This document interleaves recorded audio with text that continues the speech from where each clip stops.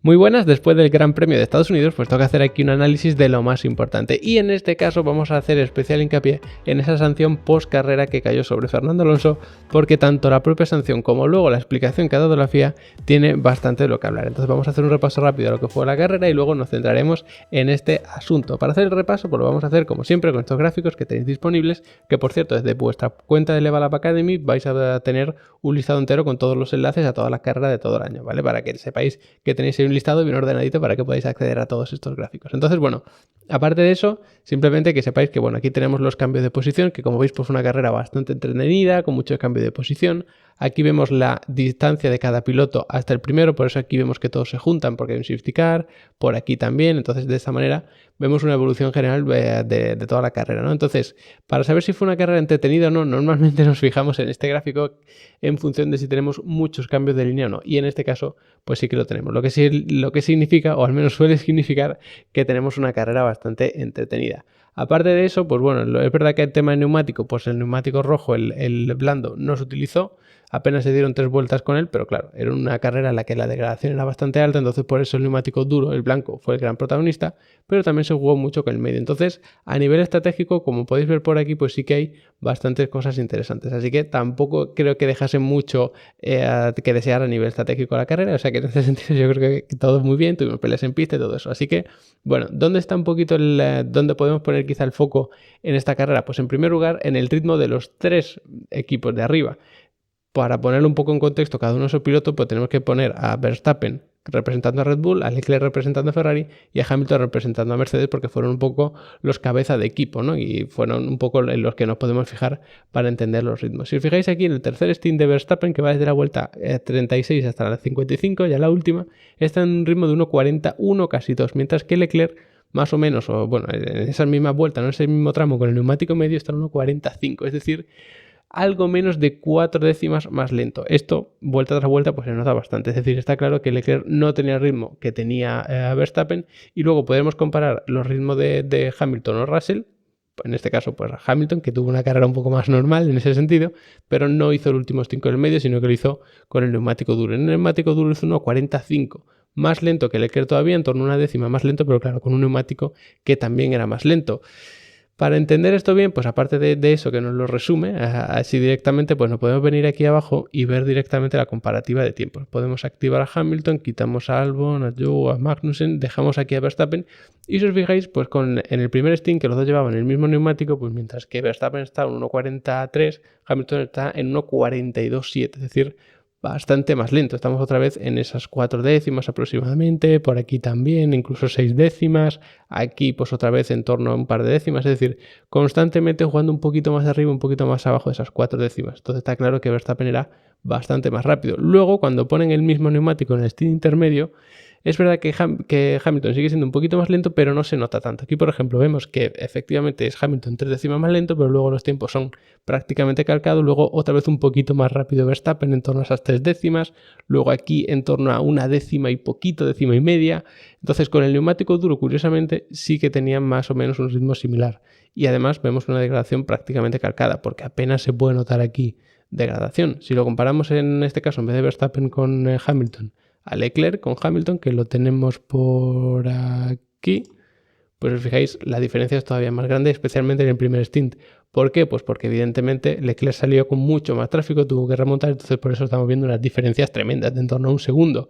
¿Qué pasó luego con el stint intermedio? Pues que Leclerc no tenía una carrera tan fácil, entre comillas, como la de Verstappen, que al final tenía que controlar un poco más el ritmo, sí que algunas peleas y demás, los vimos a los dos pelear en pista también, pero el ritmo era bastante más parecido. Y si nos fijamos en el último stint, todavía más parecido. Si os fijáis aquí, Leclerc está en 1.42, Verstappen 1.41, 42 y 40.0, 79.9, 40.0. Son unos tiempos prácticamente calcados. Luego sí que es verdad que se distancian bastante, aquí lógicamente están peleando entre ellos y ahí es cuando se avivó un poquito el fuego, pero se notó como realmente Verstappen sí que era un puntito más rápido que Leclerc, pero no había una diferencia abismal. Y lo que son buenas noticias también para Ferrari es que no degradaron demasiado. Si os fijáis en las líneas, apenas degrada mucho más el Ferrari. Si os fijáis, desde la vuelta 1 hasta que sale el safety car, en torno a esa vuelta 17-18, no hay degradación prácticamente en ninguno de... Bueno, en Verstappen aquí paró y puso el neumático duro, pero en el ritmo de Leclerc tampoco se ve mucha degradación y eso es algo positivo. Tiene cierto truco, ¿vale? Para ser honestos, porque como vimos, Leclerc iba bastante peor en el segundo sector, que era el de velocidad punta, respecto al Red Bull. ¿Qué pasa? Que si tú tienes menos carga aerodinámica, vas a ir más rápido en ese sector de velocidad punta, como era el caso de Red Bull, pero también vas a degradar más. Entonces, también hay que jugar un poquito con el tema del reglaje para controlar la degradación. Quizá tener un plus más de carga aerodinámica te haga perder tiempo por vuelta como tal, es decir, rendimiento puro, si tú vas fijándote en el crono, pero si te fijas en la evolución de los tiempos donde afecta la degradación, entonces sí que te salga rentable. Entonces, hacer una comparación tan directa es complicado porque ya digo que tiene cierto truco, ¿no? De hecho, podemos fijarnos aquí, si nos venimos un poquito más arriba, donde tenemos el tema de los sectores, velocidad punta y demás, pues al final del primer sector es verdad que tenemos a Leclerc aquí arriba, incluso por delante de Verstappen, pero el primer sector no termina precisamente con una larga recta, sino que es zona de curva, y el segundo sector pues más o menos pasa algo parecido. Si os fijáis, el final del segundo sector estamos hablando de 186 km por hora, es decir, menos de 190, y en el final del primer sector son menos de 230 km por hora. ¿Dónde se marca una velocidad muy alta? Pues evidentemente en la trampa de velocidad que la tenéis aquí. ¿Y dónde tenemos a Leclerc? Pues aquí prácticamente perdido, mientras que Verstappen está mucho más arriba. Esto depende de si tienes el DRS, de si coges rebufo, de en qué momento tienes el DRS y el rebufo. En fin, depende de muchas cosas, pero como una guía general, pues esto nos hace entender que sí, que cuando importaba la carga aerodinámica, incluso la tracción, es decir, ya velocidad media, velocidad baja o media alta, pero en curva, no en recta, pues Leclerc sí que estaba bastante arriba. Pero luego cuando era velocidad punta pura, como era en el caso de la trampa de velocidad, pues vemos a Leclerc bastante más perdido por la parte de abajo. En resumen, seguimos un poco la misma tónica de Verstappen por encima de Leclerc y Leclerc por encima de Hamilton, pero sí que al menos Ferrari ha encontrado una manera de equilibrar el tema de los reglajes, es decir, conseguir a lo mejor no el mismo rendimiento que Red Bull, pero sí que conseguir ganarle la partida en cuanto a la estrategia de conservar un poquito más de neumático y eso darle un punto extra. Y es un poco lo que pasa también con Hamilton y Mercedes, que no tienen el ritmo, pero jugando con las estrategias, la degradación y demás, al final pues son capaces de competir de tú e incluso pues rascar algunos podios que ya llevan bastantes esta temporada con un coche que realmente no está a la altura ni de los dos Ferrari ni de los dos Red Bull. Y visto esto, ya podemos pasar a la gran polémica, que es el tema de la sanción a Fernando Alonso. Este es el documento que ha presentado la FIA y, como digo siempre, en el que nos tenemos que fijar para entender bien por qué se ha sancionado, qué se ha tenido en cuenta a la hora de sancionar. Esta vez tenemos un documento bastante extenso, o sea, lo que es la presentación siempre es la misma, con los datos básicos y todo esto, pero luego sí que es bastante extenso. ¿Por qué es tan extenso? Porque nos separa en puntos y estos puntos además están separados en el procedimiento, en el, bueno, como en la admisión de investigar el asunto, todo este tipo de cosas, y luego las partes que se han ido escuchando para tener, bueno, para al final de tener una, o sea, deliberar, ¿no? Y decir si se puede sancionar, si no se puede sancionar, y ya al final el tema de la conclusión de los comisarios de carrera. Entonces vamos a ir por partes. En primer lugar tenemos el procedimiento que va del 1 al 3. En el 1 pues nos dice que Haas ha protestado en contra del coche 14 porque no tenía retrovisor derecho, además se cayó mientras estaba en vuelta y bueno, eso evidentemente pues supone una rotura del reglamento, ¿no? En el segundo punto te dice que, bueno, que efectivamente han escuchado a Haas y han determinado que sí que se puede admitir esa protesta, ¿no? Es decir, se puede indagar un poquito más. Esto no significa que se vaya a determinar que es culpable o que no es culpable, sino que se va a proceder a investigar todo este asunto, ¿no? Y luego en el tercer punto pues nos dice, bueno, además vamos a tener al team principal de Haas, Günther Steiner, y además el director de ingeniería. Es decir, bueno, te habla aquí un poco de quiénes van a venir a la reunión, a quién se le va a escuchar y todo ese tipo de cosas, que también es algo normal, ¿no? En este tipo de asuntos. Siguiente punto, de admisión de la investigación. Te dice en este punto 4 que, bueno, que se ha notado que la protesta llega 24 minutos tarde, pero que, bueno, que con las condiciones que había, tal y cual, se considera que no había otra manera de hacerlo y que se va a seguir con el procedimiento. Aquí, bueno, o sea, yo lo estoy resumiendo muy resumido, ¿no? Pero yo creo que aquí por lo menos se puede haber dado un poquito más de información respecto a por qué es coherente ese retraso de 24 minutos, por qué se ha considerado que efectivamente no pasa nada porque hay un retraso de 24 minutos. Sin embargo, te dice que sí, había un retraso de 24 minutos, pero que bueno, que viendo un poco la situación, pues no era posible presentarlo antes, entonces es admitible la propuesta. Bueno, es un poco raro, o sea, a mí me falta un poco más de explicación aquí, pero bueno, entiendo que tendrán sus motivos. O sea, para mí aquí no es el punto más sensible de la protesta. Y luego aquí viene el hearing, que es donde básicamente pues te dice que se está escuchando las diferentes partes, este tipo de cosas.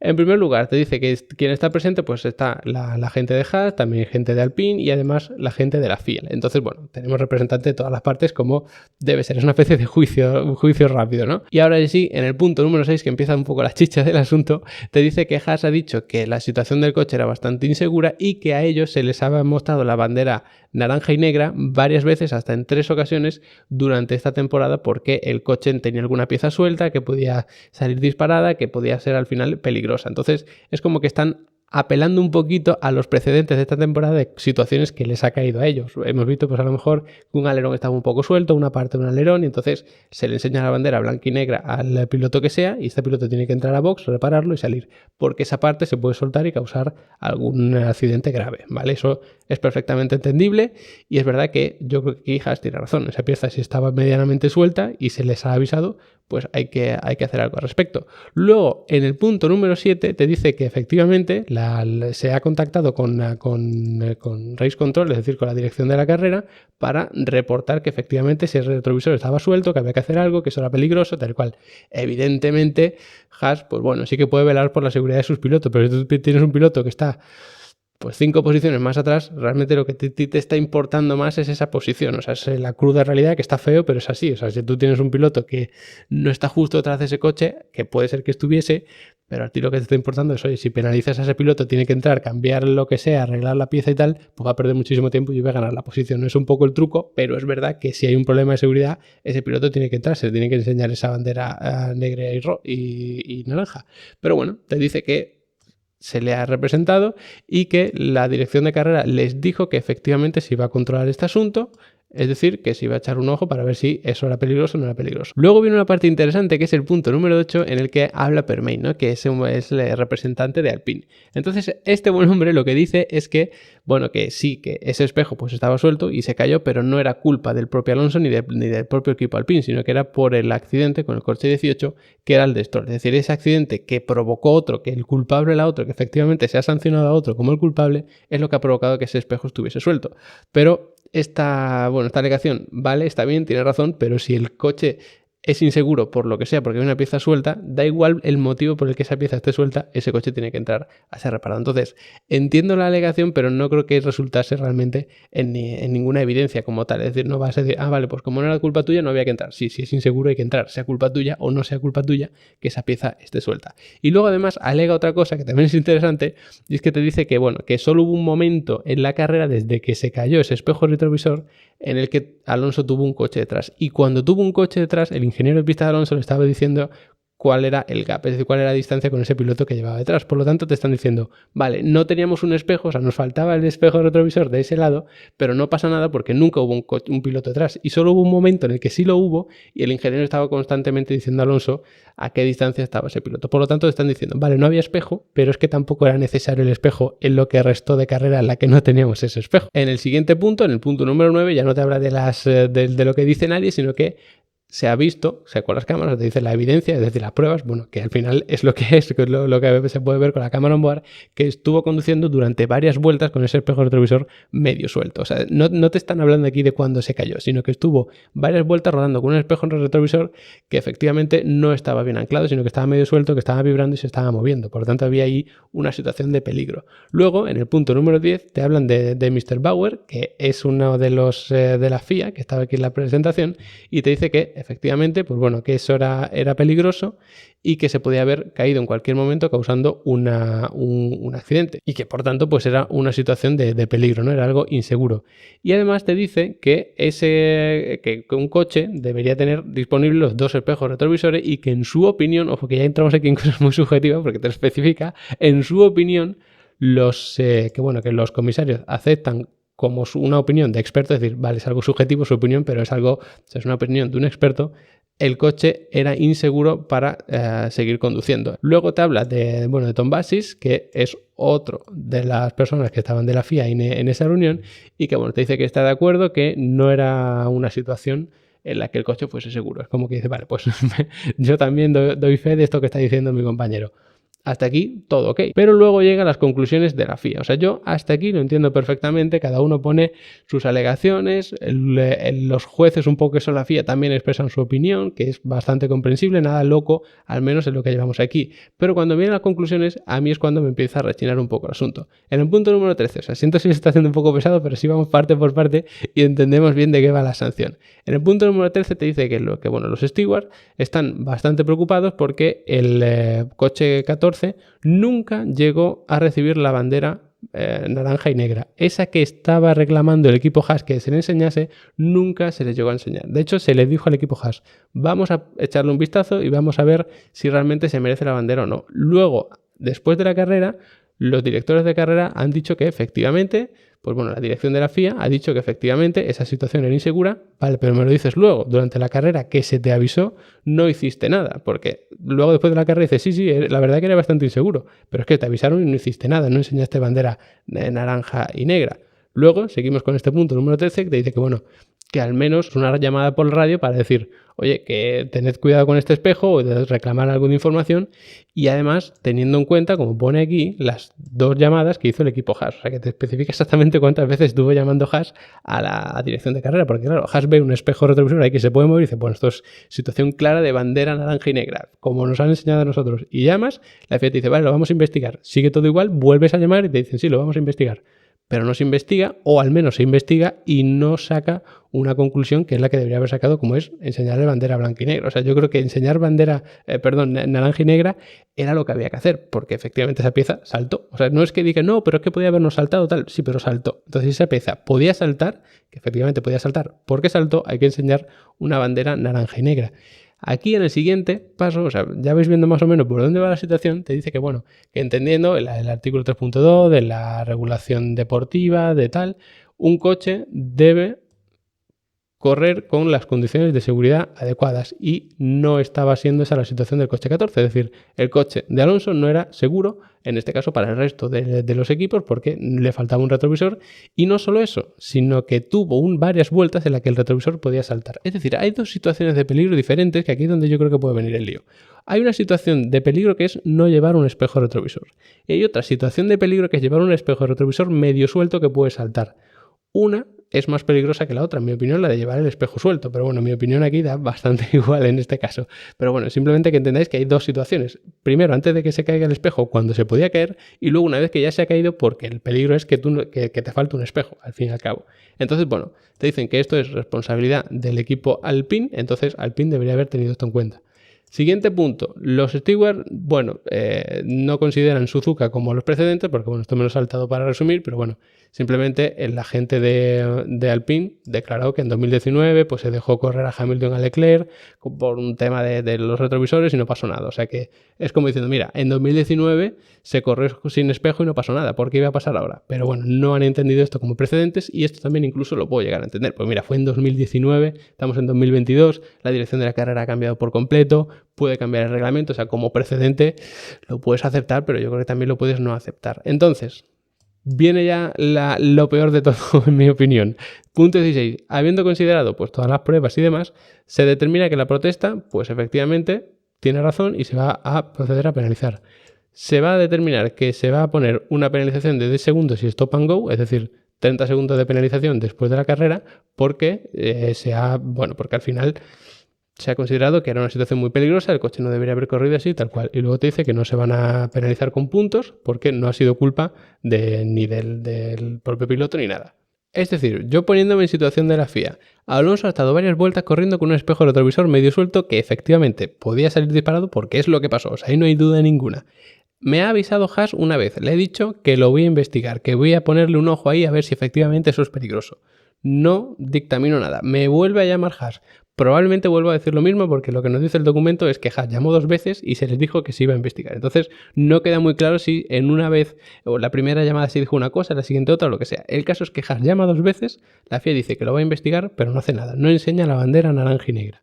Luego ese retrovisor pues termina saltando, o sea que no hay duda de que eso era peligroso porque se podía saltar, porque efectivamente se saltó y luego después de la carrera decidió penalizar a ese piloto aunque él no tenga la culpa como tal, porque ese coche era inseguro y es responsabilidad del equipo que ese coche vaya seguro. ¿Dónde está aquí el problema? Que si cuando otro piloto, otro coche, lo que sea, tiene una pieza insegura, se le ha avisado, tú efectivamente, a ti te avisan y tú no vas a perder 30 segundos, a lo mejor, porque, bueno, tú tienes una de estos de stop and go y tal, lo que sea, pero tú ahí puedes aprovechar para cambiar los neumáticos, puedes, en fin, jugar un poquito con tu estrategia. Pero no es lo mismo que te digan, oye, tienes que parar a cambiarlo, a que no te avisen y luego te penalicen por no haberlo cambiado.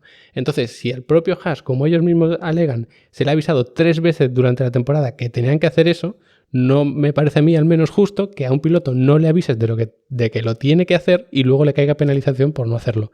Y además a todo esto sabiendo que te han avisado y que además tú alegas en tu documento aclaratorio que estás muy preocupado por el motivo por el que no se le ha llegado a enseñar esa bandera naranja y negra. Yo como equipo Alpine, si veo que a lo largo de la temporada se han enseñado bandera naranja y negra a los pilotos en una situación parecida y a mí no me la han enseñado, yo entiendo que yo no tengo que parar a cambiar ese elemento.